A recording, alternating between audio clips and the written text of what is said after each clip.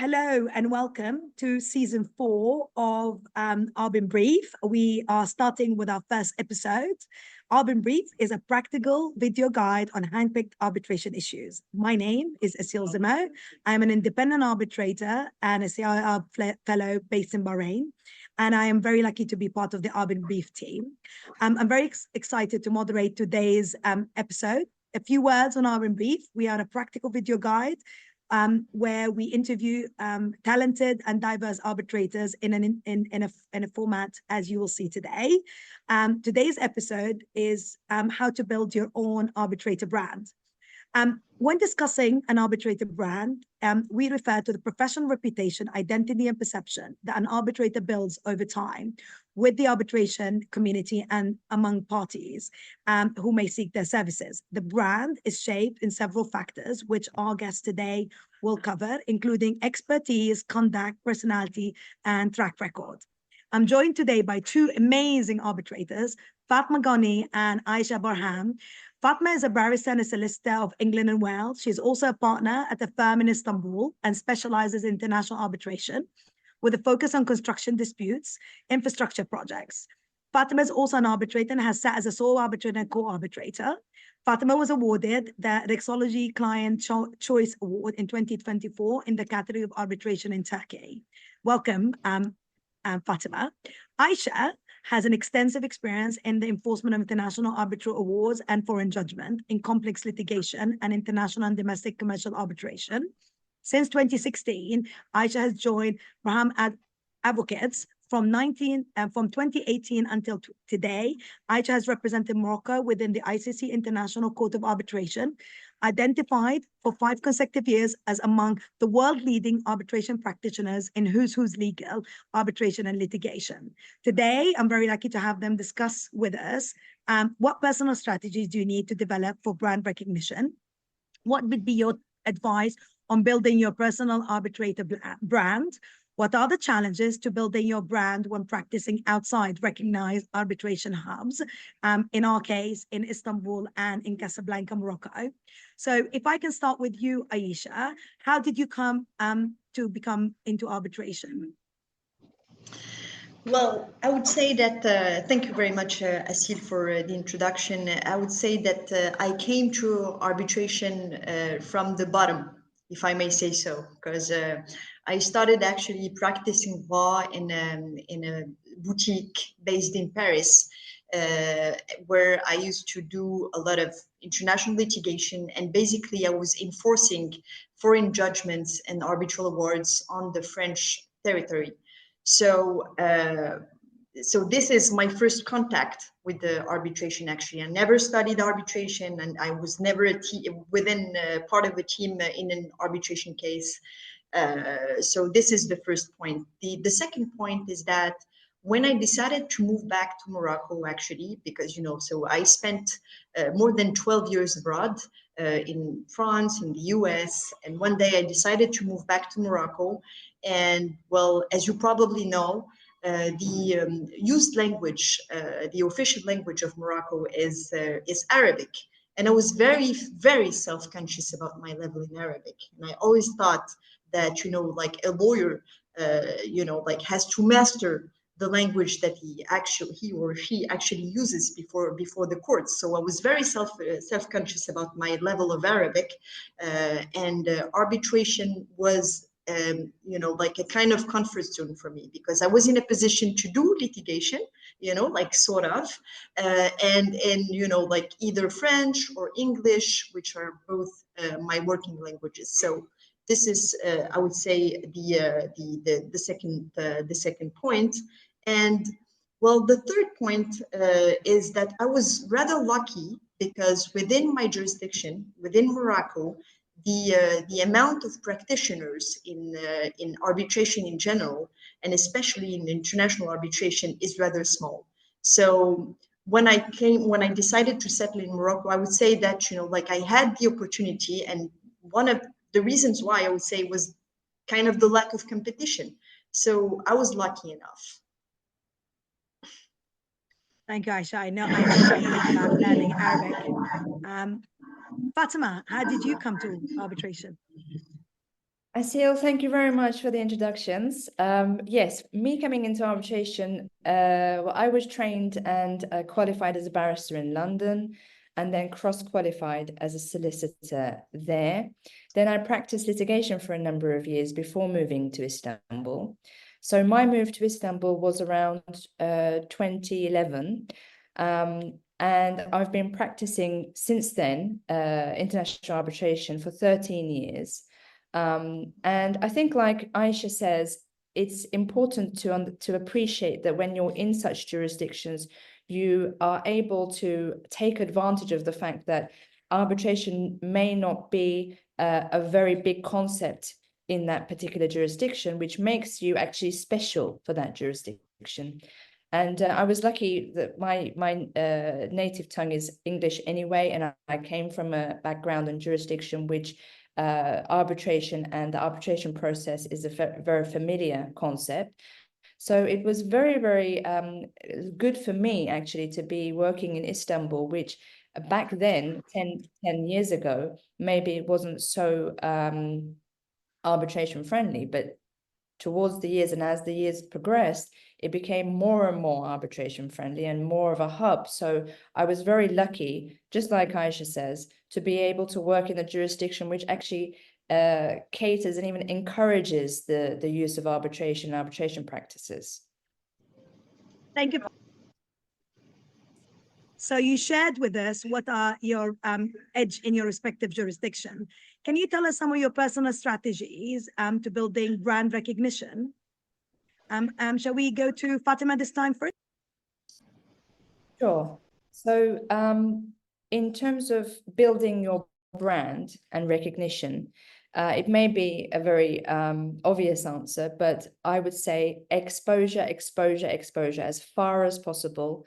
However you can, take advantage of any type of social media events, any type of conferencing, and any type of platforms that you are able to represent yourself and put yourself on the platform and give yourself a chance to build an identity for yourself.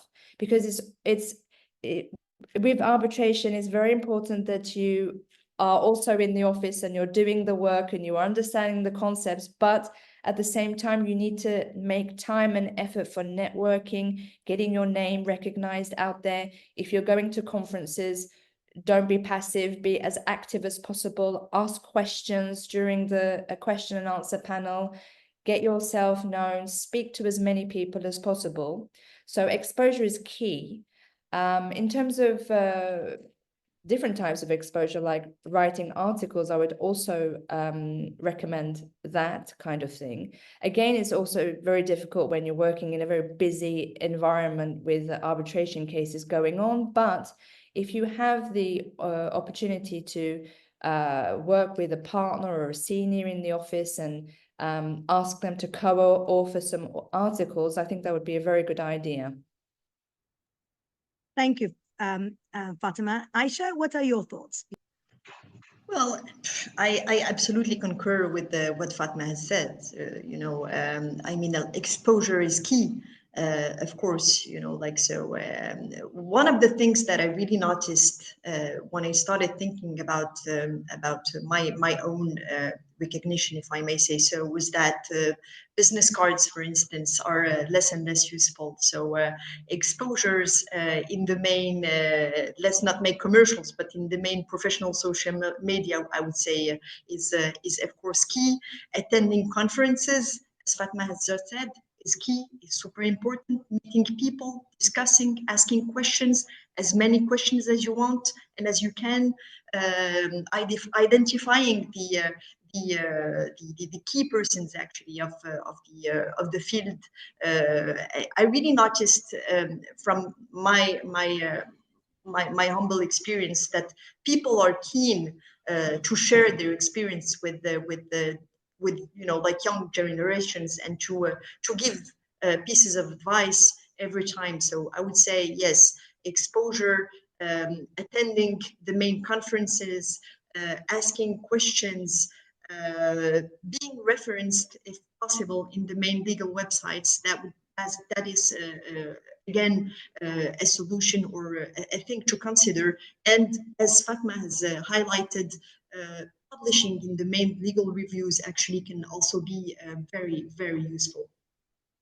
These are very, very good tips. Now, what are the challenges in building your outside the usual recognized arbitration hubs, for both in your case, Fatima in Istanbul and in Aicha in Casablanca? Fatima? I think in terms of building, we're talking about challenges, right? We're talking about challenges at the moment. Yeah. Okay. Yes, I think this follows on from the previous point of exposure. Unless you have the correct exposure, and unless you have you've allocated the time for the networking and for identifying yourself as a brand, then it may be a bit difficult to keep up with the community.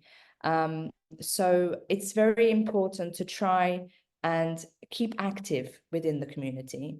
Otherwise, it could be difficult to get into certain events and get into certain topics, etc. But also, I think that you need to try and surround yourself. Just like Aicha said earlier, I think people are very keen to share their experiences with the juniors and try and motivate them. So you should really be trying to get yourself into situations where you're surrounded by those type of people who are in that type of environment, who are saying that, look, this is how we can do it, this is how it works, etc. And from there, maybe you can branch off. But yes, it can be very difficult to keep a balance between a hectic work schedule and also following up with these social events, which do take quite a lot out, especially if you're going to be active and you're going to really make use of the event, not just attend for the sake of attending.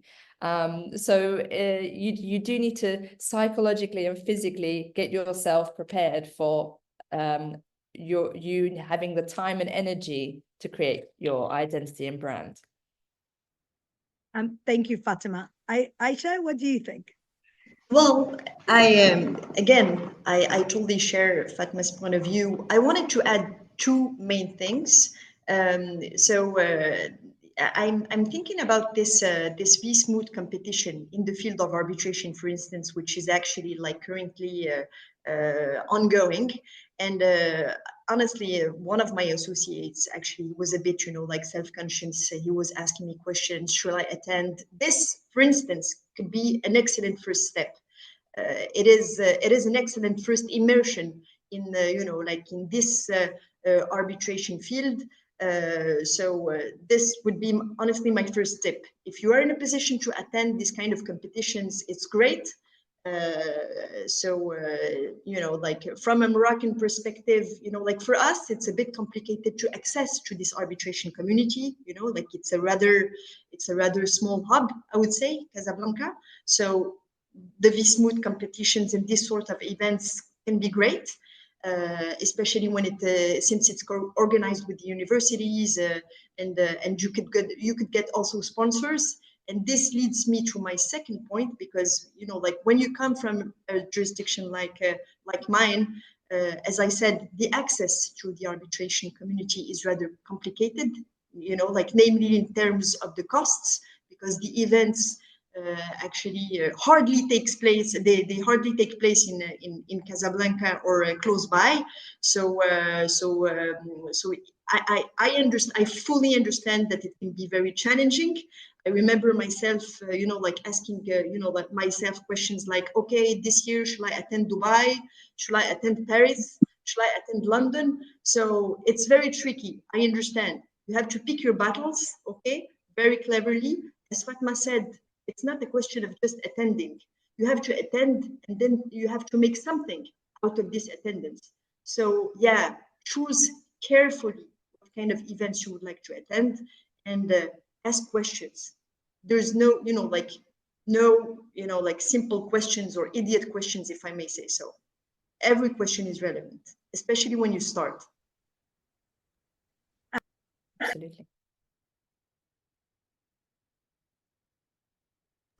Absolutely. Assel, we don't hear you. Oh, sorry. Thank you. Thank you both, Fatima and Aicha, for such an insightful discussion. And thank you very much for giving us useful tips on how to build an arbitrator brand. I want to thank the International Center for Dispute Resolution, AAA, and the ERA Pledge for their invaluable support to making season 4 possible.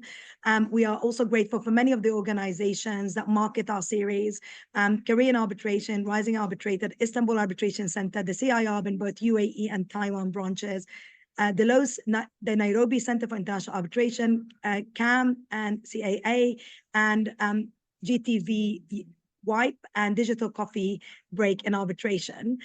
For those who are watching us over YouTube, our video ends here. Thank you for joining us. To see future ARBinBRIEF videos on handpicked arbitration issues, please follow us on LinkedIn and subscribe to our channel on YouTube. We'd love to have your comments and feedback, and you can register for our next episode on www.arbinbrief.com. We look forward to seeing you there.